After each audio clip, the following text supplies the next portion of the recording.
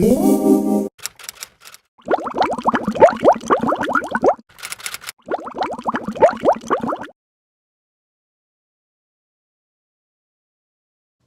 everyone, it is time for our studio vlog. So I thought I would just take you along with me while I put some things together today. I have already done my shipping for the day, so I already made my gift boxes and sent them out, and now I am pouring lip balm. So I have my lip balm formula all together and melted, and now I'm just pouring them into the tins.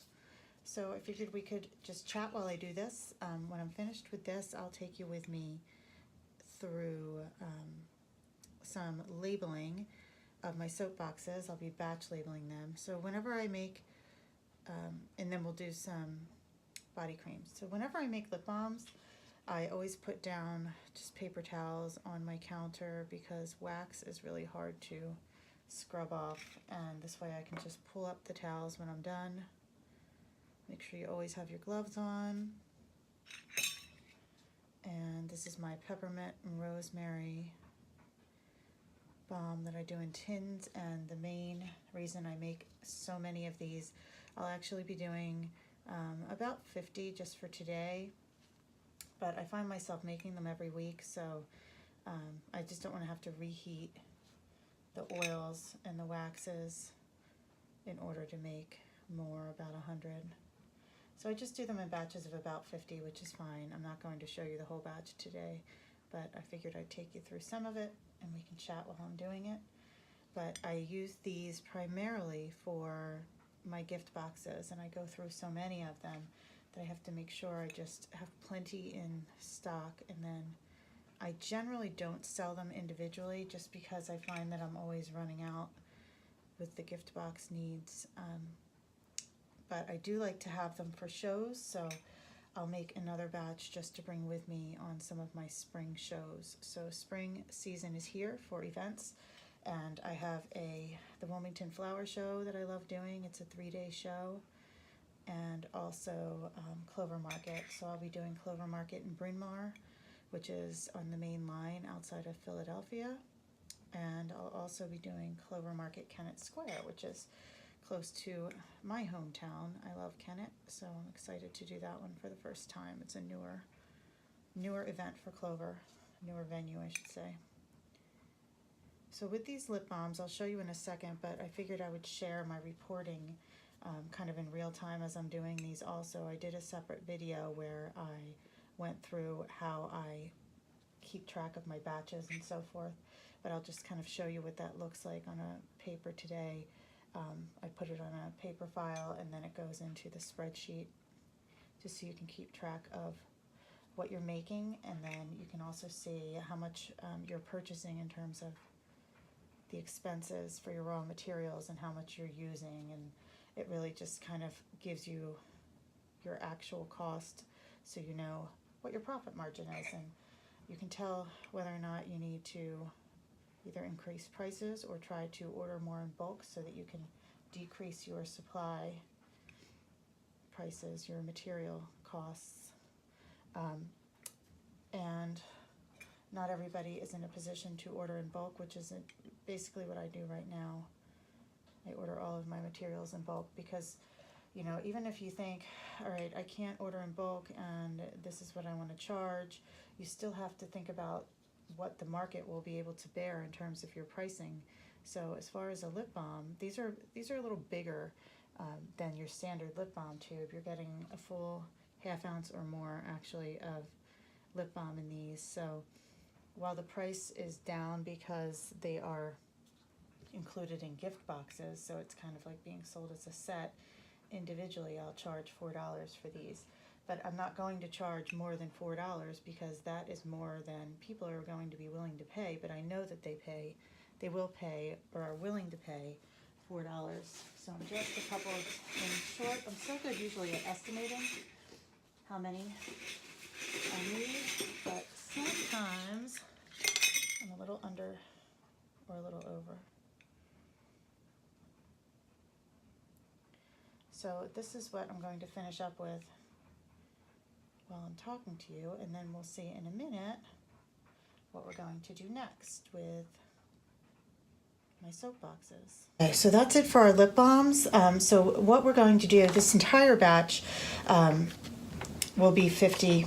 And what I do is, I'm just going to kind of cover up the recipe there, but what I do is I just record it with my, in the circle there, you have my batch number, and then this is my operating procedure for making lip balm. So I basically go through as I put the ingredients in, I check off everything, and this lets me know that I have not forgotten anything. And if I have to go back and reference this batch, I know I can do it and see what I did. At the bottom, I have some notes to myself, and then on each of these labels, I already have pre-printed the batch number that I've included here, and that will be 450 this time, but I'm hoping to get up to about 100. So soap boxes. Now I've already,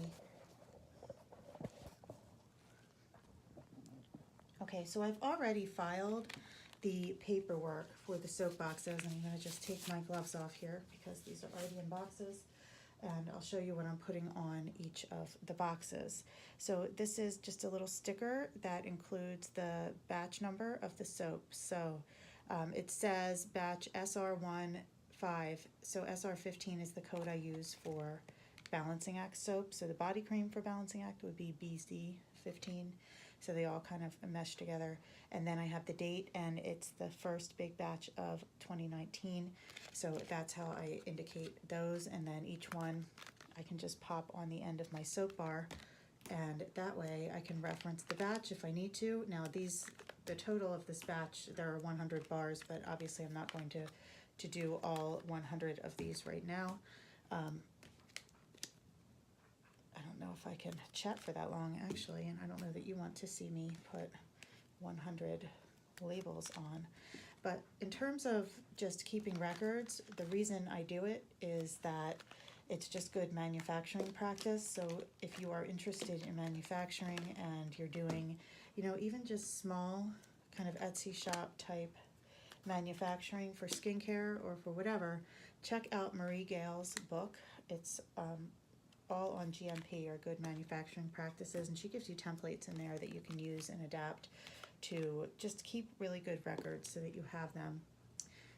And that's what I have kind of worked on over the past couple years, is getting a system in place that works for me every time, and this does work for me. This is the only product, the soap boxes, it's the only product that I have to physically put the batch number on. The rest I have put on my labels, and then they're printed, so they come with the batch and an expiration on them. And it just gives your brand a little bit more professionalism as well, because people know that you're kind of keeping track of what you're doing and paying attention.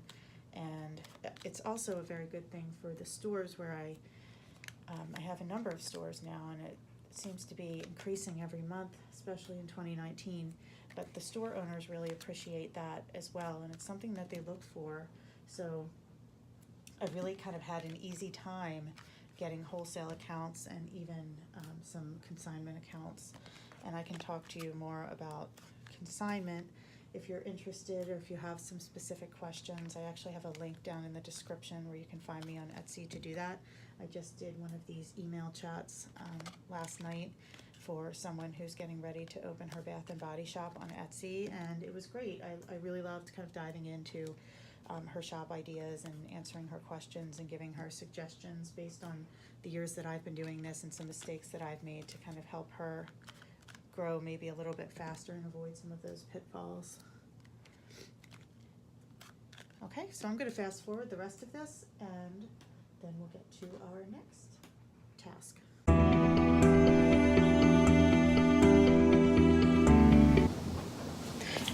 Okay guys, we are back to put some creams in jars. I figured I would take you with me on this one because it's a super, super small batch. I do very tiny batches of this one, and I'll show you the first 12.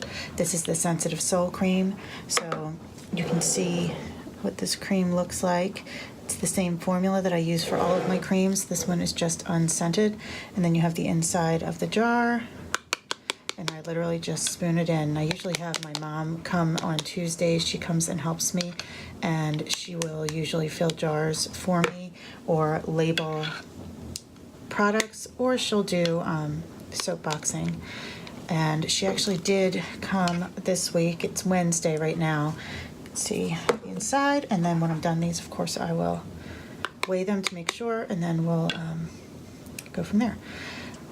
So anyway, she came and she was able to put a lot of my balancing act bars in boxes, and also work on some hippie chick creams for me. So I'm doing these, and I actually need to do a big batch of Calm cream. Calm is something that I go through a lot in the gift boxes for the lavender. So I have to keep that stocked, and I'll do really large batches. The reason I'm doing a small batch, it's only going to be about 25 of the Sensitive Soul, is that it's unscented, so most people prefer the scents, but those who do need and like the Sensitive Soul, I want to make sure I have it in stock. And it's also the beginning of show season, so not only do I have to have it in stock here, I need to be able to have it for a few of my stores that request it, and I also want to always have at least 2 or 3 with me when I go to shows, because inevitably somebody will request it. So that's what we're doing right now, and I'll clean up the edges of these when I get finished.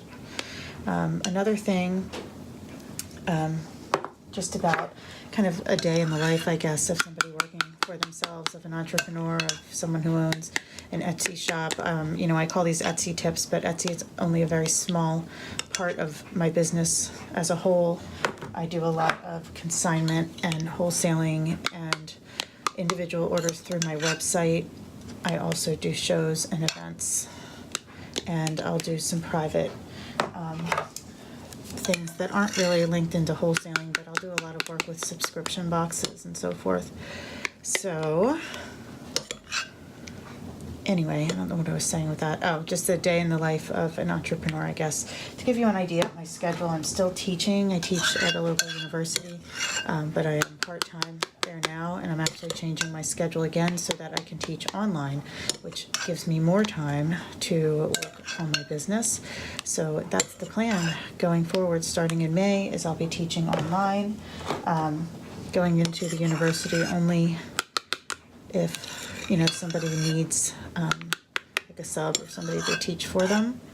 But other than that, I will be at home. So one tip, just something I have learned, and I've learned from others too, but you don't really realize it until you're actually in the situation, is that you need to, whether you're an introvert or an extrovert, you still need to make time to get out and interact with people during the day. And if you can every day, that's great. One way I've decided to do that is to kind of combine my fitness and wellness goals this year with making sure I'm spending time outside of my studio during the morning or afternoon. So I usually get up around 5:45 because my son has to be on the bus at 6:45.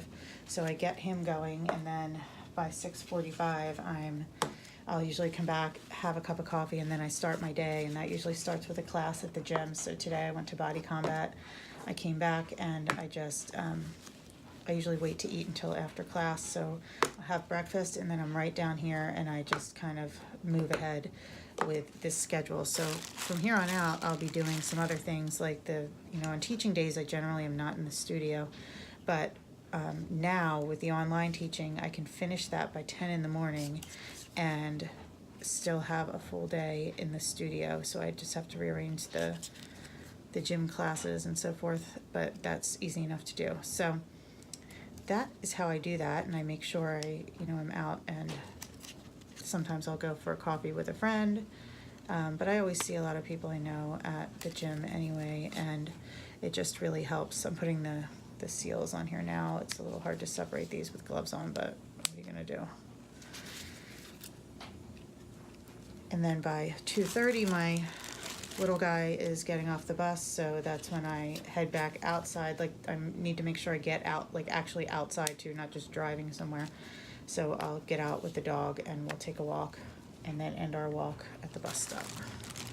That is what I do. I would love to hear what you do if you're working at home. What is your daily routine like? Do you find that it gets lonely? Are you able to kind of form a balance? I love working from home and being able to have this business. This was a dream that I had, and I want to make sure that I'm taking full advantage of it. I'm grateful for it every day, and it has allowed me to do so much more and really kind of achieve some other goals that I've had, like my fitness and wellness goals. So you can see right now I'm just putting the tops on after the seals have been placed. I really like these white seals, so much better than the regular press and seal pieces that I used to use. Another tip, I guess, while we're talking is, speaking of packaging, and I use a jar and I use a seal and I use a label for each of my creams, and when I want to have cream in stock, which is always, little piece of wax, which is always, I need to be able to depend on my suppliers, and that doesn't always happen the way I'd like it to happen. This particular supplier that I used for these jars didn't have them in stock when I had placed an order back in January, and they just never told me, and they just didn't ship, and then they said they were shipping, and it was just kind of this nightmare. I need to be able to know that I can do things. I'm going to take my gloves off now because we're going to do labels. So I need to be able to know that when I order something, it's going to come in a timely manner, and this is a lesson we can all learn as business owners, especially if you are selling physical products, and really, for services too. You want to deliver in a timely manner. So my philosophy is to under-promise and over-deliver always, and if I say I'm going to ship in 3 to 5 days, it usually ships the next day. You want the customer to be happy. Just make sure that you put yourself in the place of your customer, because that person is expecting something. They have given you their money and they want it to come in a timely fashion. I see a lot of Etsy shop owners kind of, in different groups that I'm in, complaining about customer complaints when it has taken like 8 weeks. Yes, things that are handmade and one of a kind take a while, but really 8 weeks for something that I can see would have taken much sooner. But it really is about prioritizing things and seeing yourself as an actual business. Communication open, and I said this in one of my videos before. If customers are emailing you in the Etsy convos and asking questions, take the time to answer. If you are so busy that you cannot take the time to answer a customer, then you must be making a lot of money and therefore can hire help to have somebody help you do that. There's no excuse for it. And again, this is my opinion, but I also shop on Etsy, and if somebody ignores me, you let something go one time. I'm shopping on Etsy as a customer, and I have a question, and it's not something that is unreasonable. Maybe that has to do with the details of an order, or maybe I made a mistake when I was placing the order. I just want an answer, and I expect somebody to be on the other end, especially on Etsy, because it is something that is personal. You're getting handmade items, and you're getting something from a shop that is making them just for you. So anyway, just something to think about. We feel it on the other end sometimes when we're ordering supplies and raw materials, and we want to make sure we're giving our customers that same level of respect. Okay, so that's it for today. A bit of a rant on customer service, I guess this turned into when I was filling these. Sorry, I forgot to show you the label, but this is my Sensitive Soul cream, and again, a very tiny batch, but perfect for just jumping on here with you and doing a chat. So now I'm going to do my dishes and close up the shop for the day once I get the floors swept. You have a fabulous Wednesday. Actually, you'll be seeing this on Thursday, so happy Thursday, and I'll talk to you next Tuesday when I bring up the next soap video.